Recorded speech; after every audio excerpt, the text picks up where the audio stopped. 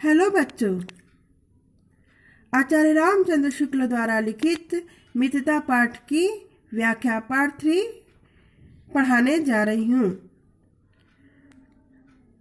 यहाँ पे हम रेखांकित अंशों को देखेंगे, उसके बाद व्याख्या। तो रेखांकित अंश यह केवल नीति और सद्वृत्ति का ही नाश नहीं करता, बल्कि बुद्धि का भी क्षय करता है। किसी युवा पुरुष की संगति यदि बुरी होगी तो वह उसके पैरों में बंधी चक्की के समान होगी, जो उसे दिन दिन अवनति के गड्ढे में गिराती जाएगी, और यदि अच्छी होगी तो सहारा देने वाली सुदृढ़ बाहों के समान होगी, जो उसे निरंतर उन्नति की ओर उठाती जाएगी। यह रेखांकित अंश एग्जाम के लिए बड़ा ही इम्पोर्टेंट है। रेखांकित अंश की व्याख्या। बुरी संगति भयानक रोग सदृश है। यह अच्छे गुणों का विनाश करने के साथ बुद्धि को भी नष्ट कर देती है। यदि किसी युवक की संगति बुरी होगी तो वह पत्थर की चक्की की भांति इसके पैर में बंध जाती है। वह गतिहीन हो जाता है, चलने में असमर्थ हो जाता है। उसकी बुद्धि नष्ट हो जाती है। वह दिन प्रतिदिन विनाश के गर्त में गिरता चला जाता है। किंतु यदि अच्छी संगति मिल जाए तो बुरी संगति में पड़ा व्यक्ति गर्त अर्थात गड्ढे से निकलकर सारी बुराइयों से मुक्त होकर प्रगति के पथ पर चलने लगता है। इस रेखांकित अंश पर प्रश्न दिया है, कुसंग का व्यक्ति के जीवन पर क्या प्रभाव होता है, और दूसरा प्रश्न है, कुसंग और अच्छी संगति में क्या अंतर है। तो पहले प्रश्न का उत्तर हो जाएगा, कुसंगति का प्रभाव विनाशकारी होता है। दुष्टों की संगति में पड़ा व्यक्ति अपनी बुद्धि आचरण से क्षीण होता हुआ अच्छे बुरे उचित अनुचित की समझ को खो देता है। धीरे धीरे पतन के अंधकार भरे गर्त में गिरकर नष्ट हो जाता है। दूसरे प्रश्न का उत्तर है, कुसंग पैरों में बंधी चक्की के समान, किंतु अच्छी संगति सहारा देने वाले बाहों के समान होती है। अब हम दूसरे रेखांकित अंश की व्याख्या पढ़ेंगे। रेखांकित अंश। बहुत से लोग तो इसे अपना बड़ा भारी दुर्भाग्य समझते हैं, पर वह अच्छी तरह जानता था कि वह बुरे लोगों की संगति में पड़ता है, जो उसकी आध्यात्मिक उन्नति में बाधक होते हैं।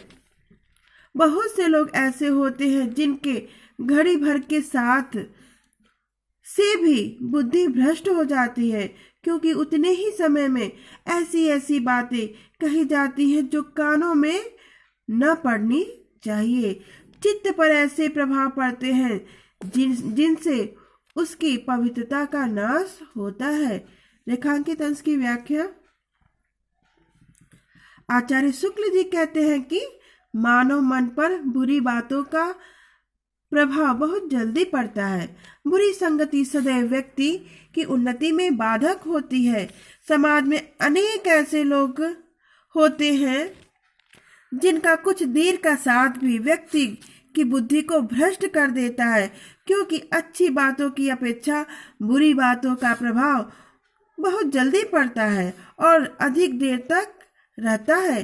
कुछ लोग थोड़ी ही देर में ऐसी घिनौनी बातें कह डालते हैं जो सामान्य व्यक्ति के कहने या सुनने योग्य नहीं होता।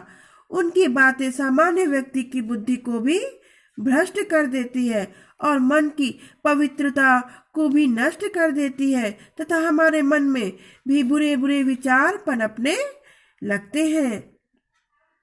यह मानव मन का स्वभाव है कि बुरी बातों का प्रभाव अच्छी बातों की अपेक्षा जल्दी होता है। कभी कभी तो यह प्रभाव अस्थायी रूप से मन मस्तिष्क पर छा जाता है और बहुत दिनों तक वही बातें कानों में घुसती रहती है। बुरी संगति के शीघ्र होने वाले प्रभाव को बताते हुए शुक्ल जी कहते हैं कि भद्दे व अश्लील गीत जितनी जल्दी व्यक्ति की जुबान पर चढ़ जाते हैं, उतनी जल्दी कोई लाभदायक या गंभीर बात याद नहीं होती।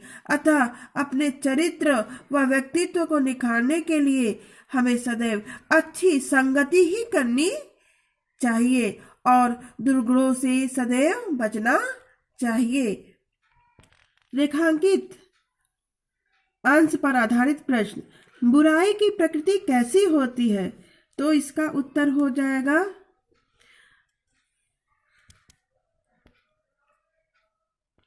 बुराई के विषय में लेखक कहता है, बुराई अटल भाव धारण करके बैठती है। बुरी बातें हमारी धारणा में बहुत दिनों तक टिकती है।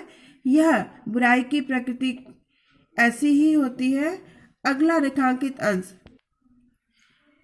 जब एक बार मनुष्य अपना पैर कीचड़ में डाल देता है, तब फिर यह नहीं देखता कि वह कहाँ और कैसी जगह पैर रखता है।